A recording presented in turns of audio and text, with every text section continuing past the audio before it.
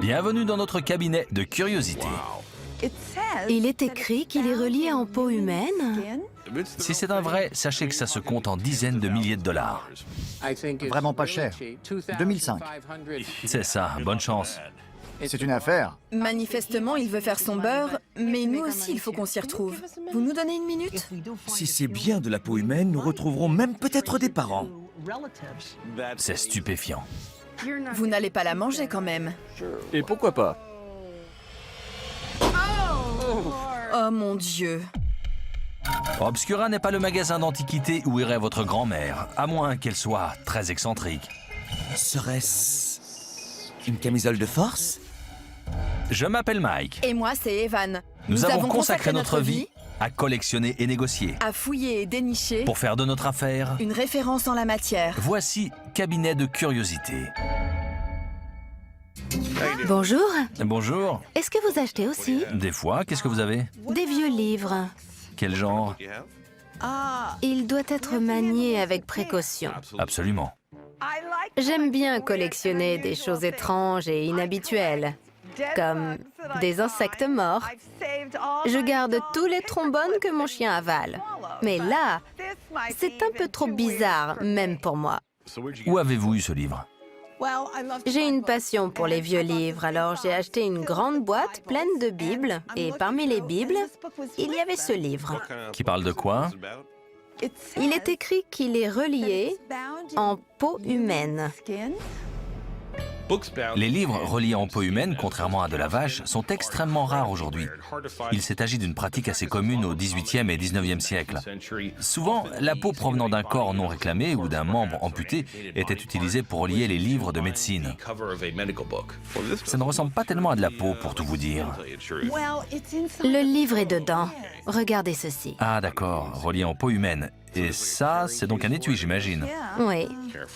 Je l'ouvre avec précaution. Ah, attention. Voilà qui est très intéressant.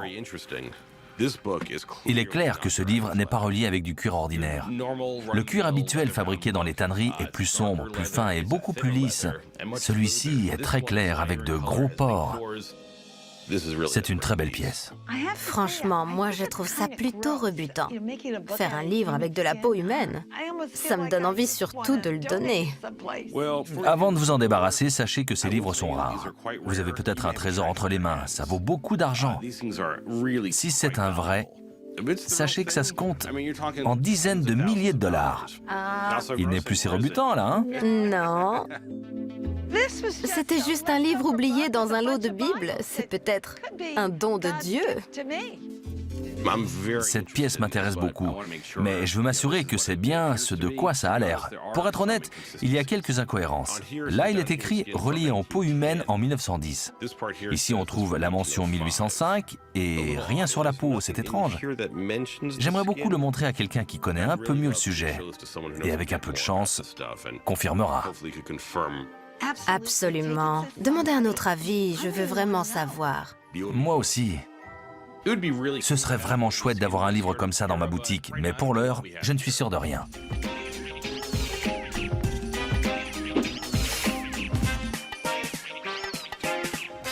Bonjour. Bonjour, N'hésitez pas si vous avez des questions. merci. Je veux tout.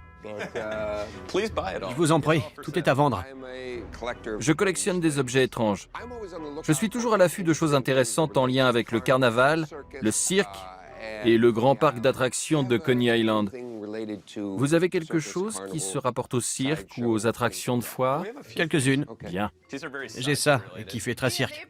Il s'agit d'un panneau de boîte pour le tour de la femme transpercée d'épées. C'est un classique.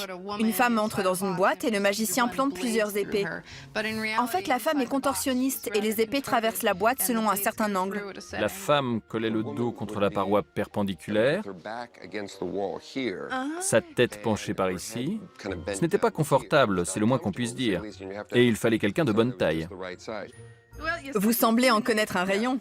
Qu'est-ce que vous faites? Je ne suis pas seulement collectionneur, je suis artiste de foire. Génial! Et qu'est-ce que vous faites dans votre spectacle? Plus ou moins toutes les attractions classiques. Je fais la valeur d'épée, la valeur de feu. J'ai en outre une spécialité. Il y a 3 types d'artistes de foire. Les vrais monstres, ceux qui sont nés différents. Les monstres volontaires, les hommes et les femmes tatoués, des gens qui se sont fait des modifications corporelles. Et enfin, ceux qui font des numéros. C'est mon cas. J'ai appris à m'auto-infliger des mutilations pour le plaisir et pour mon métier. Vous voulez que je vous montre? J'aimerais beaucoup. Évidemment, on est tout à fait curieux. Permettez? Bien sûr. Je peux prendre... L'ampoule? Oui. J'avale des épées, du feu, je marche pieds nus sur des tessons de bouteilles, et je fais aussi certains trucs avec une ampoule. Vous n'allez pas la manger quand même. J'ai l'impression que si, il va le faire. Et pourquoi pas? Les numéros de foire comportent toujours une part de risque. Il est indispensable d'apprendre avec des gens qui savent ce qu'ils font. La vieille recommandation « n'essayez pas de le faire chez vous » s'applique tout de suite. Je commence à regretter d'avoir dit oui. J'espère vraiment qu'on n'aura pas besoin de l'emmener à l'hosto. C'est de la folie. Il faut qu'on mette des lunettes de protection? Oui. Il faut toujours faire très attention quand on fait ce genre de choses. Si je fais de trop petits bouts avec l'ampoule, elle risque de traverser la paroi des cellules et de passer dans le sang. Mais il ne faut pas non plus que les bouts soient trop gros sous peine de lacération du système digestif. C'est pourquoi je dis aux gens, n'essayez pas de reproduire ce numéro chez vous. Vous prenez un risque.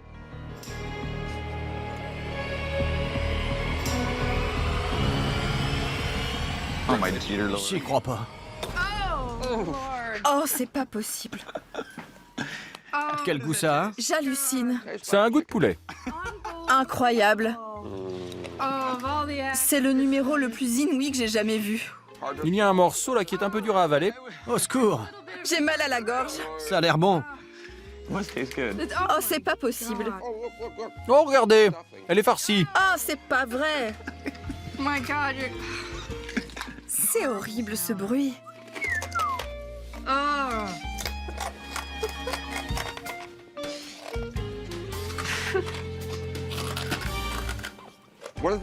Une des choses qui surprend les gens, c'est que ce qu'ils voient est vrai. Toutes ces aptitudes extraordinaires sont uniquement basées sur la physique et l'anatomie. Mais comme la plupart des gens ont dormi pendant les cours, ça leur semble miraculeux. On avale réellement des épées. Le feu est chaud. Je prends certaines précautions, mais je n'encourage personne à essayer. Il y a une manière de mâcher et d'avaler le verre afin de ne pas se couper la bouche et la gorge. Et je suis aussi un régime spécial. Vous ne saignez pas? Plus maintenant que je sais ce que je fais. J'ai avalé plus de 4000 ampoules au cours de ma carrière. Impressionnant. C'est une manière pathétique de demander qu'on s'intéresse à moi. Mais ça marche. On m'a cité dans Incroyable mais vrai comme étant le plus gros avaleur d'ampoules au monde. C'est chouette. Ça va? Il ne faut pas essayer de faire ça chez soi. J'y crois C'est pas. extrêmement dangereux. Pendant les 2 prochains jours, pendant que le verre va se déplacer dans mon corps, je vais jouer à la roulette russe. Avaler du verre est ce qui se fait de plus dangereux comme numéro de foire. Mais parlons affaires. Nous avons ici de fort jolis panneaux. On en demande 1400 $. 1200, ça vous va? Ce que vous avez fait était réellement risqué. Ça vaut bien 200 $. J'avais jamais vu ça. Très bien. Va pour 1200. D'accord, super. Merci. Je vais bien m'amuser. Je vais les envelopper. Magnifique.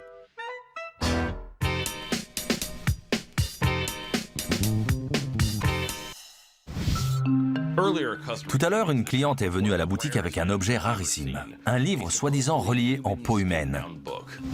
C'est tellement exceptionnel d'en voir que je ne suis pas sûr de sa validité. Bonjour Yann. J'ai donc contacté mon ami Yann, expert en livres rares, qui m'a donné rendez-vous à la bibliothèque d'anatomie pathologique. J'ai quelques questions et quelques doutes. Je voudrais me faire confirmer 1 ou 2 points. J'adore manipuler les vieux livres, surtout ceux qui ont des propriétés particulières. L'étui d'abord. Il porte la date de 1910. Le livre est de 1805, Ouais.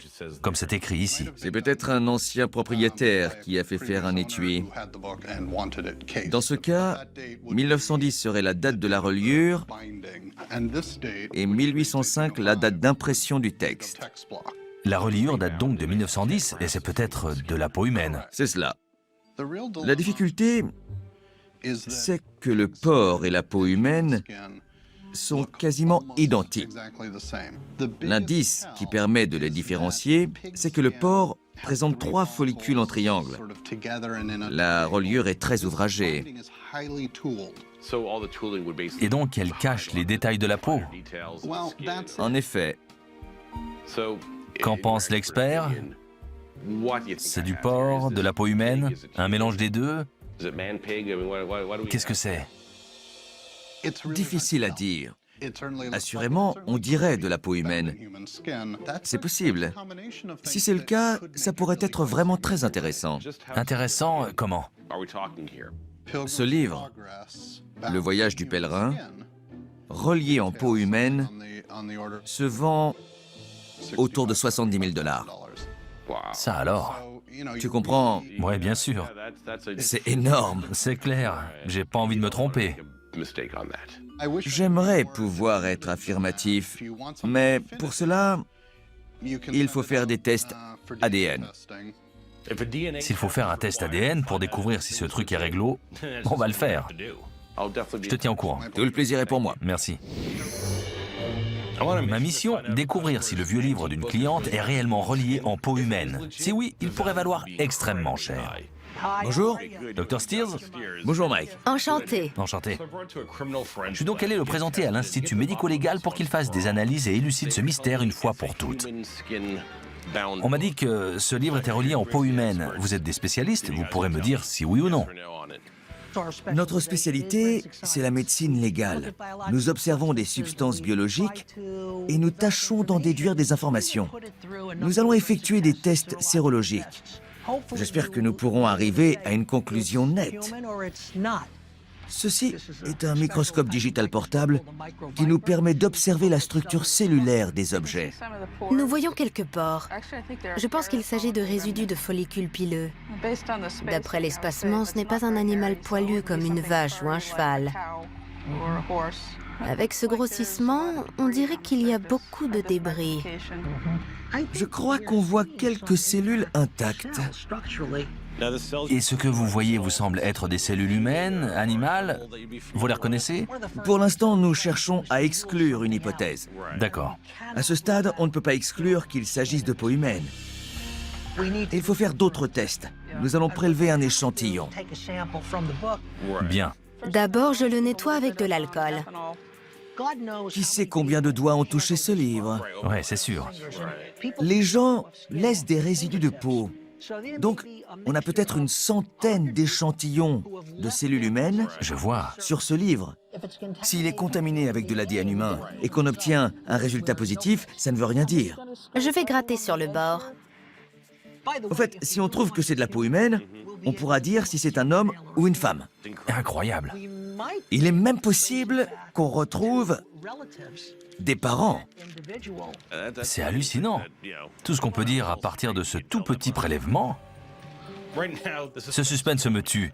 Je meurs d'impatience de découvrir le secret de ce livre. Quand aurez-vous les résultats? Ça prend un certain temps. D'accord.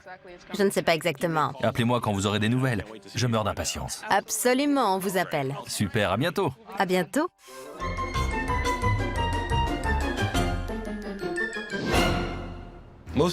Nous furetons sans arrêt pour trouver les pièces que nous vendons à la boutique. Cette fois, j'ai reçu un appel d'un type qui est dans le centre de New York et qui dit avoir une collection d'objets à vendre. Je vais voir ça tout de suite. Regarde ça. C'est dingue. Bonjour Evan, bonjour Mike. Bonjour. Bonjour. Bienvenue. Enchanté. Je suis galeriste spécialisé dans le design. Par ici, j'ai appelé Mike et Evan parce que je pense que certaines pièces de ma collection iraient mieux dans leur boutique. C'est chouette, ça. Oui, c'est fabuleux.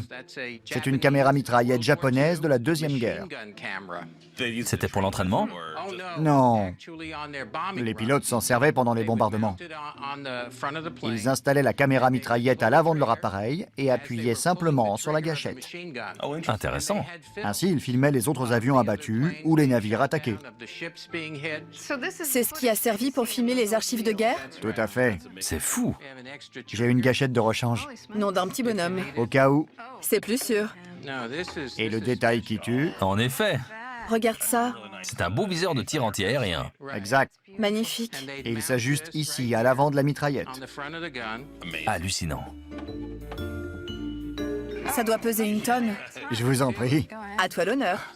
Ce sont des Américains qui sont tombés dessus au Japon. Ça pèse ce truc. Je surveille mes doigts. Appuyer sur la gâchette, ça ne me dit pas trop.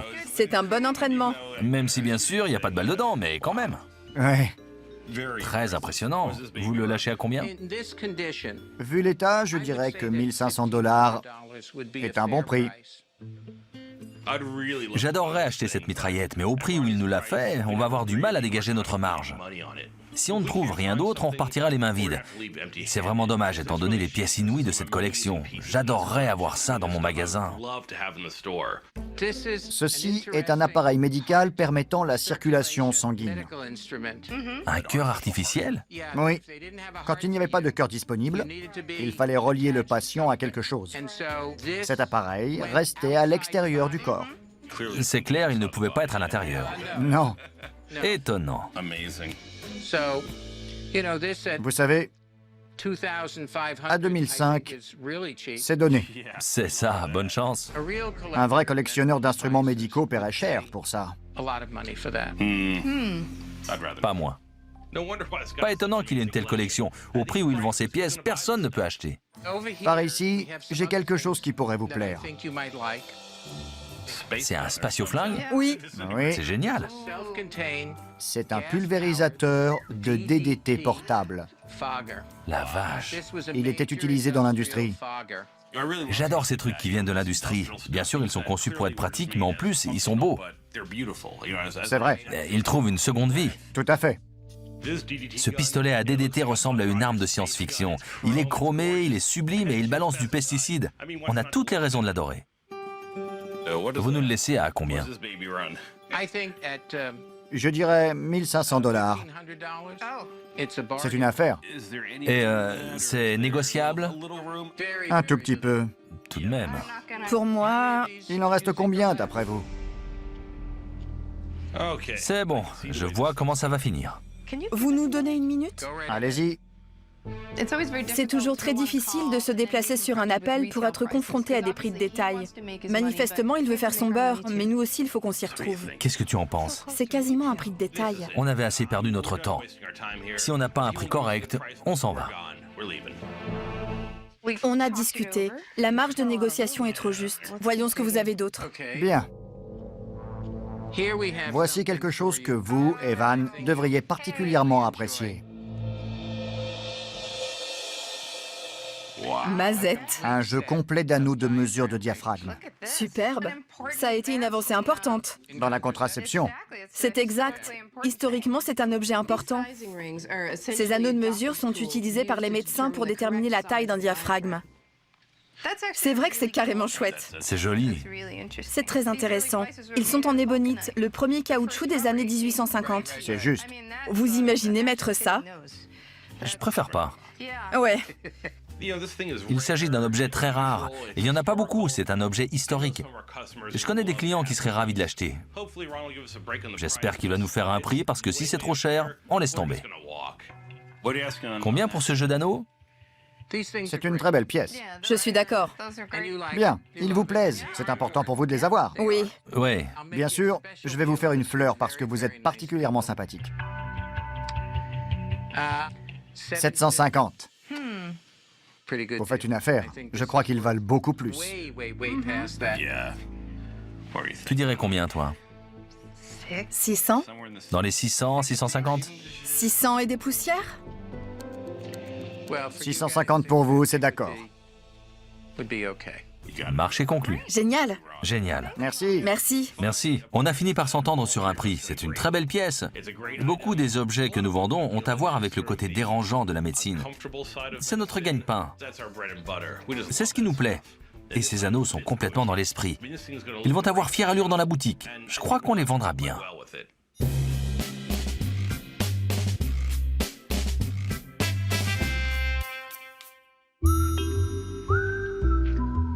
Bonjour, Bonjour Lulu, ça va? je suis hyper excitée. Il y a quelque temps, Lulu, une cliente, nous a apporté un livre relié en peau humaine. Si c'est vrai, il pourrait valoir plusieurs milliers de dollars, mais comme personne n'a été capable de confirmer, j'ai fait effectuer des tests ADN. Ils m'ont dit qu'ils avaient les résultats. Bien, Je propose qu'on les appelle ensemble et on saura avec certitude de quoi il s'agit. levons le voile. Aujourd'hui, je vais savoir si j'ai un livre quelconque ou bien un trésor. Je meurs d'impatience. Allô? Docteur Kobylinski? Oui. Bonjour, c'est Mike d'Obscura. J'appelle pour avoir les résultats. Bonjour Mike, ça va? Je mets le haut-parleur, je suis avec la propriétaire du livre. Bonjour, Ça a demandé beaucoup de travail et je crois que nous avons une réponse que je qualifierais de tout à fait fiable. Alors? À mon avis, vous devriez en faire un ballon de foot. Vraiment? Nous pouvons vous dire avec certitude qu'il s'agit de porc. Vous en êtes sûr? vous êtes sûr? Du porc? C'est du porc. Je suis affligée. Je suis désolé, mais ça ne fait aucun doute. D'accord, merci pour votre aide, merci encore. Au revoir.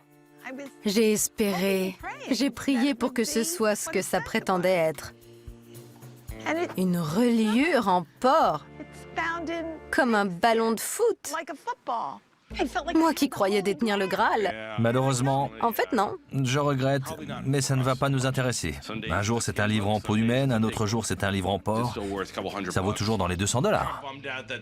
Je suis quand même super déçu. Ça me fera quelque chose à raconter. Et une belle histoire avec ça. On n'achète pas des livres en peau humaine par douzaine, ça ne marche pas comme ça. Vous avez bien fait de nous l'amener. Merci pour tout. Pas de quoi. Ça fait partie de l'aventure, c'est le principe de la chasse. Si c'était facile, où serait le plaisir?